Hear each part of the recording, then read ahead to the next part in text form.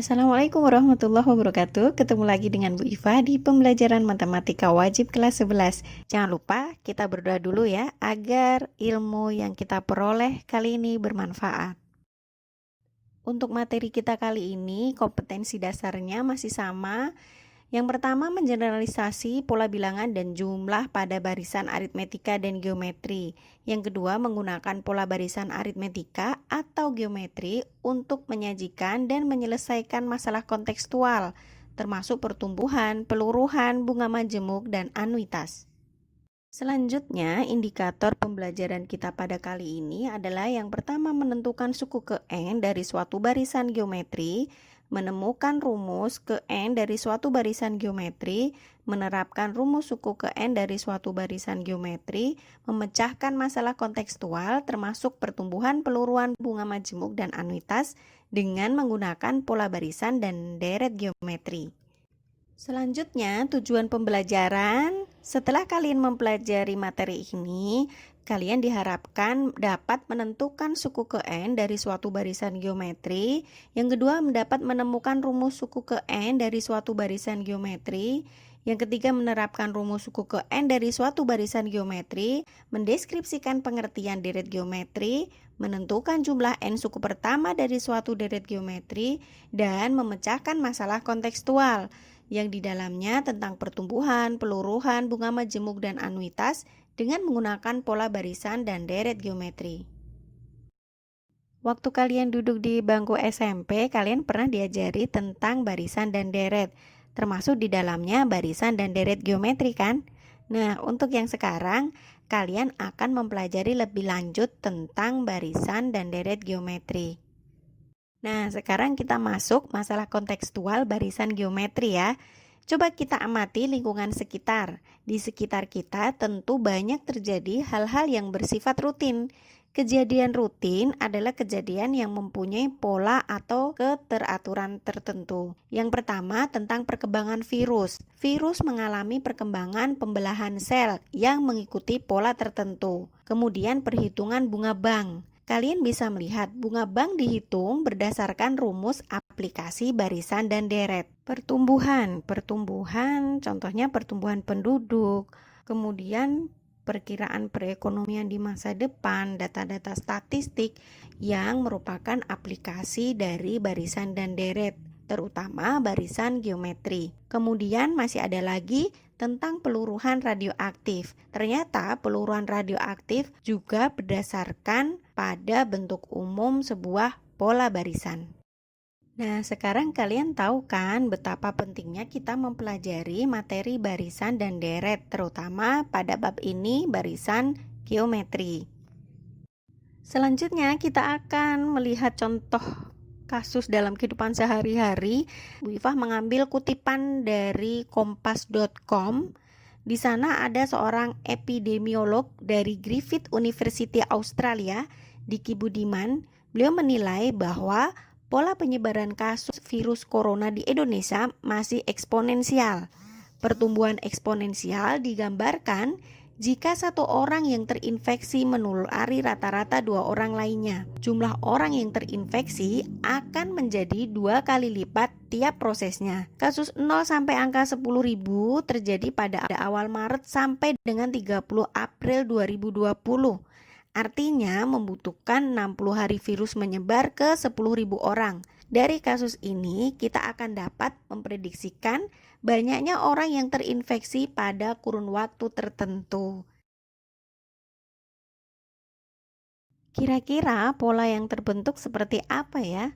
Dan berapa ya kira-kira orang yang terinfeksi pada hari ke-600 penyebaran virus ini? Yuk kita cari bersama-sama. Dari soal sudah disebutkan bahwa satu orang yang terinfeksi akan menulari rata-rata 2 orang lainnya.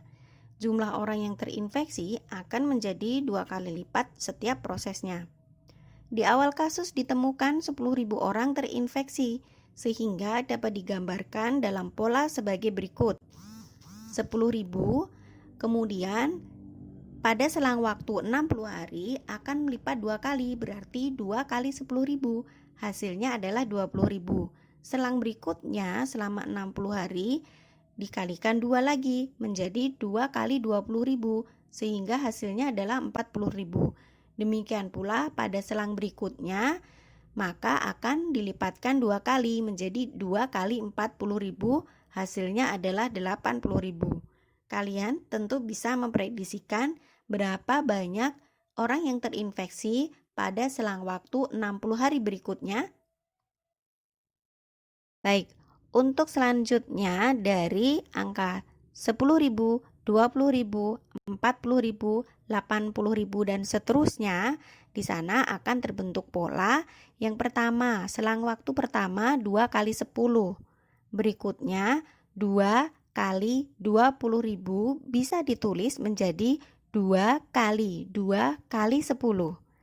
Kemudian 2 kali 40.000 bisa dituliskan menjadi 2 kali 2 kali 2 kali 10.000 dan seterusnya. Dari sini bisa diambil kesimpulan bahwa U1 adalah 10.000 kali 2 pangkat 0. U2-nya 10.000 kali 2 pangkat 1. Kemudian U ketiga sama dengan 10.000 kali 2 pangkat 2. Dan seterusnya sehingga kita akan menemukan rumus suku ke N dengan pola UN sama dengan 10 kali 2 pangkat N-1. Pada permasalahan tadi juga ditanyakan banyaknya kasus setelah 600 hari. Setelah 600 hari, banyaknya kejadian berarti 600 dibagi 60 hari masa selangnya, sehingga sama dengan 10. U ke 10 sama dengan 10.000 dikali 2 pangkat 10 min 1 sama dengan 10.000 dikali 512. Hasilnya adalah 5.120.000 kasus.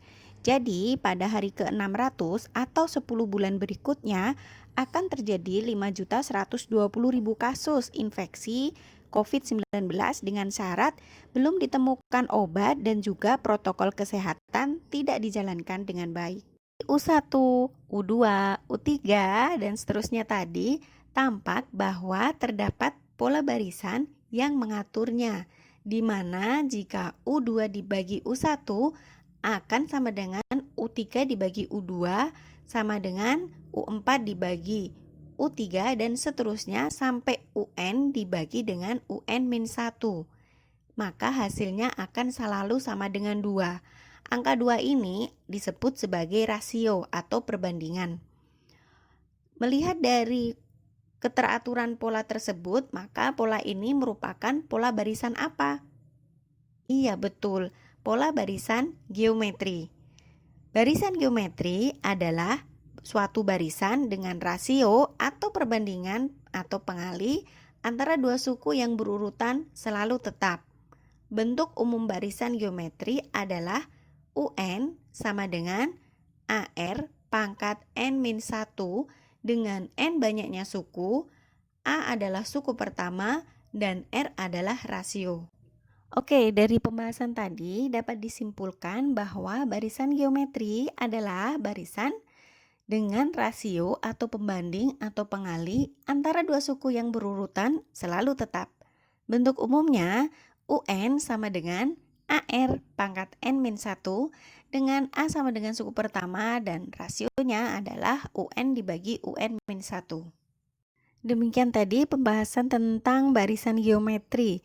Untuk yang berikutnya, kita akan mempelajari materi deret geometri. Terima kasih. Assalamualaikum warahmatullahi wabarakatuh.